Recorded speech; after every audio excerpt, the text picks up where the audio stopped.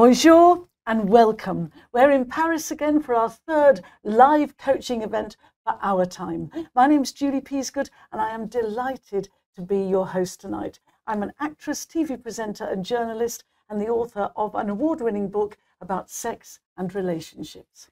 Hello, I'm Kate Taylor. I'm Our Time's dating coach and I work with singles just like you to help them find love in the fastest and most fun way possible. And tonight we're going to be giving you our very best tips on how to find your happy ever after online. Now in this session we're going to talk about the 2 essential skills that you'll need to master dating online. We'll talk about how to save money when you find love or while you find love. And we'll also share some real life success stories from people who've found their partner online. Kate, yeah, you actually found your husband with online dating, didn't you? I did. I'm married to my lovely second husband now, but I've actually been married before and I met both of them through doing online dating. But I did it very differently both times. So in the third chapter of tonight's talk, we're going to be talking about what I learned the hard way and what I know to do now to find love the right way when you're looking online. As Julie said, tonight's coaching is the third live coaching event that we've done. You can watch replays of the previous sessions anytime.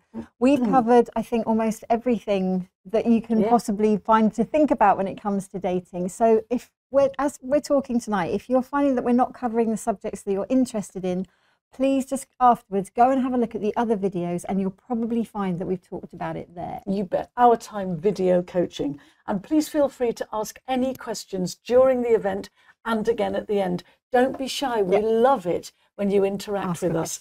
And use the chat box to show us your reactions to other people's questions, to our questions and what we're doing as well. Also, just click on the emojis to show us that you agree with Kate's advice, or not, you might not, but hopefully you do, and that you like what we're covering.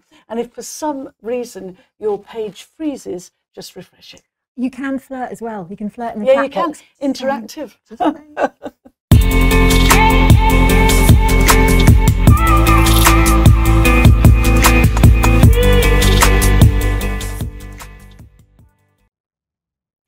Now, first of all, we're going to discuss the 2 most important skills that are needed to find your happy ever after online. They are confidence. We're going to banish any dating imposter syndrome if you're suffering from that. And then we're going to talk about welcoming rejection. It doesn't have to hurt.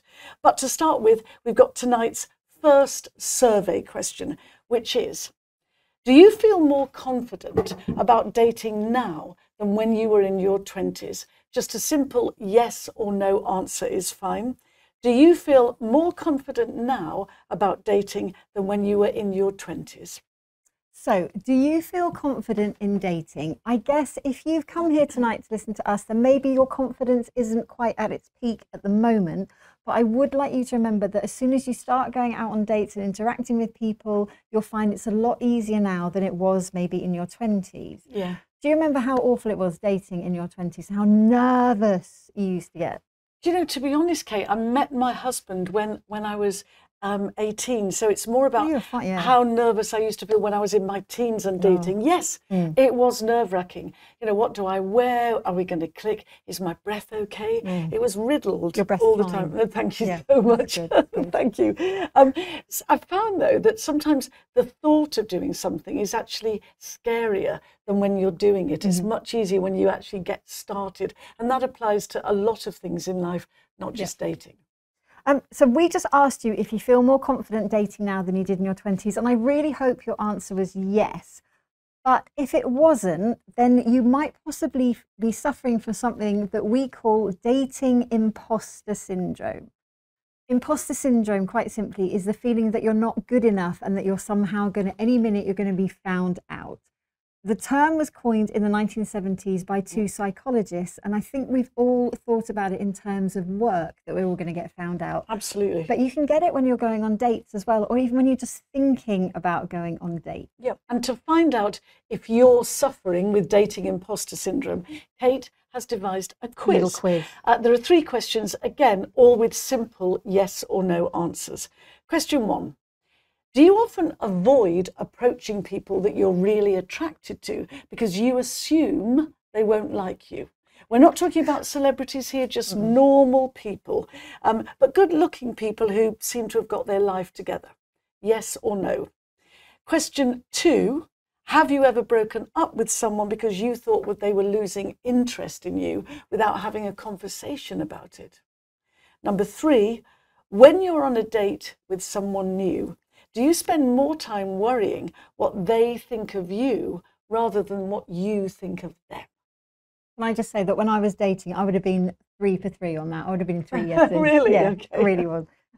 So if you've just answered that quiz and you have 2 or more yeses, 2 or 3 yeses, I would suggest that you have dating imposter syndrome. But all is not lost, because we got some information here about little tiny steps you can take to help you overcome it. So first of all, I want you to focus on the facts. Get a piece of paper, just take some time to yourself and start thinking about all the relationship successes that you've had in your life. This doesn't have to be romantic relationships. It can be the wonderful relationship that you have with your children or your work colleagues, or just the time that on the journey to work this morning, you made someone smile. Every interaction you have with someone else that tells you, I'm all right, I'm good with people. Start writing those things down. And whenever you get a wobble, which will happen, it will, whenever you get a wobble, I want you to keep looking at the list until it starts sinking in. Then I want you to celebrate your successes. Every little step along this journey of dating and overcoming your dating imposter syndrome, I want you to reward action, not outcomes, because otherwise, if you're not sitting there with a massive engagement or wedding ring on, you're going to think that you failed and you haven't. So start rewarding yourself for action, and it's going to be little baby steps. So when you first create your profile, I want you to reward yourself for that. The fact that you're here tonight watching us talk to you, that is a really positive step that you've taken towards success in dating. So I want you to reward yourself for that. So if you want to go and get a glass of wine, you have our permission. But do come back. Yeah. But celebrate and start flirting in the chat box. But celebrate it, because you've taken a positive step, and they all add up, and start overcoming that voice in your head. And talking of that voice in your head, do not listen to the voice in your head that tells you you're not good enough, or that the person on your date is about to realise that you do not deserve to be out on a date tonight. Stop listening to that voice in your head. If you have a really pervasive voice in your head that's constantly telling you you're not good enough, here's a little technique that you can use to start shutting it up. And it just focuses on using three C's. So, right, the first C, I want you to catch the thought. Realise that you've just told yourself that you're unlovable and will die alone and be eaten by your cat. Realise, notice that awful voice has come into your head. That's the first step, is just realising how often we say negative things to ourselves. Secondly, I want you to challenge that thought. So just say you suddenly thought, I'm in my 60s, I'm too old to be looking for love now. I'm too old, it's ridiculous. Challenge that thought by thinking something like, Our Time has set up an entire dating website for people over 50. So surely people over 50 are going on dates, and that's wonderful, because otherwise why would they have set up the whole site for it? So challenge that thought with facts every time, and then change the thought. So you're not too old to find love. Maybe fate has brought you all through your life just so you can have the mix of experiences and anecdotes and all the things that make you who you are today, just so you can finally find the perfect person for you now. So change the thought into something much more positive. I love that. 3 C's, catch the negative thought, challenge the negative thought, and change the negative thought. That is brilliant. Okay. Really easy. Yeah. It works. None of us are ever too old to find love, and that goes for if you're 19 or 90. No, I think that's brilliant. And remember, those questions, you can ask them at any time, so do start sending them in. But now we're moving on to how to learn to love rejection. It seems a strange concept, doesn't it? But how are we going to learn to love or embrace rejection? Nobody likes being rejected, though, do they? How to Learn to Love Rejection. I wrote that title, but I don't want you to think that online dating is going to be a non-stop carousel of pain and rejection. What I'm trying to do with this advice is just to stop you dwelling on the idea of rejection so that in the end you don't take any action at all. Anytime we do something new, we face being rejected. We just do. When you date online, sometimes you're going to send a message that doesn't get a reply. But if you think about that too much, it will stop you sending messages, and then you definitely won't get a reply. You won't meet a partner if you let the fear of rejection take over. So, how can you learn to embrace the rejection? Right. Step 1, see every rejection as a step closer to your happy ending. It's not rejection, it's redirection. Oh, I like that. It's redirection. Not rejection, it's redirection. Great. Sometimes it's good. If the wrong person for you doesn't reply to your message, think of that as destiny has swooped in and has stopped you wasting time in the wrong relationship. Because if there's one thing that is guaranteed to stop you meeting the love of your life, it's spending your life with someone who's not the love of your life, spending time with the wrong person. Yeah. Have you, looking back with your wisdom now, do you think you've ever been in a relationship that you shouldn't have been in? Yeah, You wasted absolutely. time with the wrong Really, I person. wasted 4 years with a guy. Kept praying every day, hoping it would change, hoping I'd change, hoping he'd change. Deep down, I knew it wasn't right, but we just 4 years. I mean, that's a long time. I left him, went back. He eventually left me. And although I was devastated at the time, it was the best thing. We didn't make each other laugh. We weren't meant to be together. Yeah. So, and I bet the thing that really gets to you now, looking back on it, is all those years that you wasted. Absolutely. 4 years where you could have been with someone else. Yeah, exactly. Okay. Yeah. So if you get rejected now, see it as a blessing. See it that you're not going to waste that time and you're free to find someone better suited to you.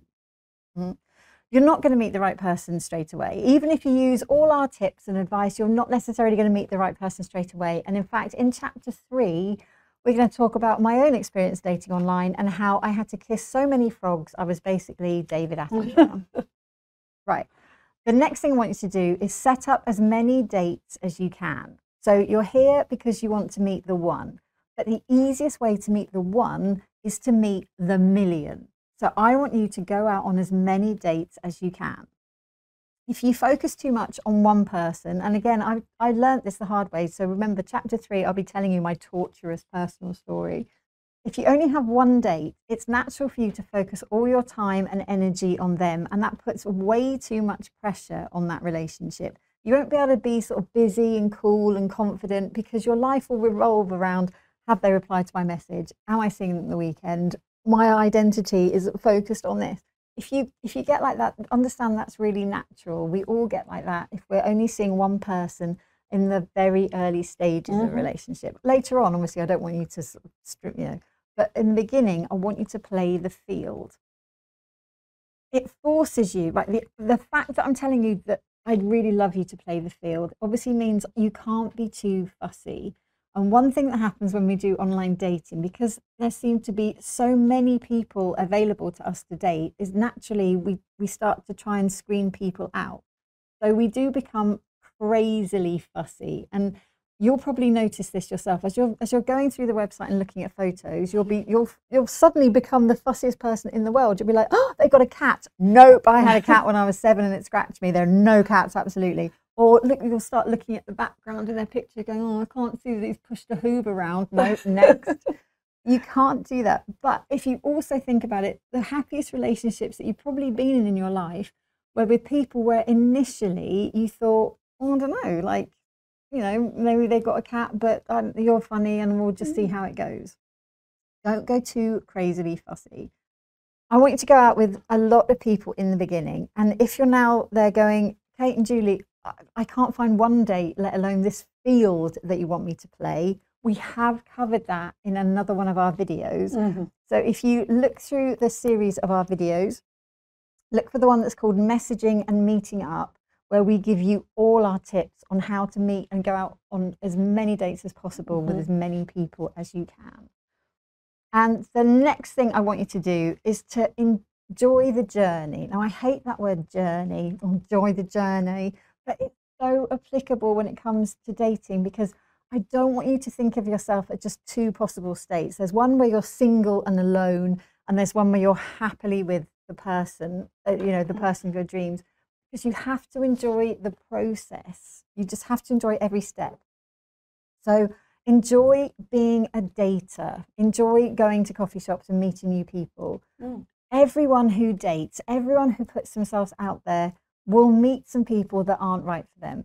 They're just not. Or somebody who says, they're a certain age and you find they're 10 years older, or they're 3 inches shorter, or something, but just enjoy the process, really, isn't it? Or people like me that wear loads of fake tan on their first date, so they look all kind of bronzed and golden, where in fact, when you get married to me, you realise I'm white as a sheet, like all the time. You were also saying to me, Kate, on the train here, you were saying, define, what success in dating looks like. And that's a really interesting point, being happy. Say what you were saying, because it was really, really good. Yeah, so don't define success in dating and love as being married or moving in together, or something big that it might not happen. So bring it down to little success that you can celebrate all the time. So make success for you this year look like having a lovely date in a Christmas market, walking hand in hand and having some mulled wine, something like that, something small, so you can think, yeah, I've achieved that and I'm starting to feel really good, because the confidence will build up. Yeah, baby steps, like you said earlier. Okay, we've got some questions for you now, Kate, that have come in. First one's from Hill and Jay. They've both got similar questions about creating your online dating profile.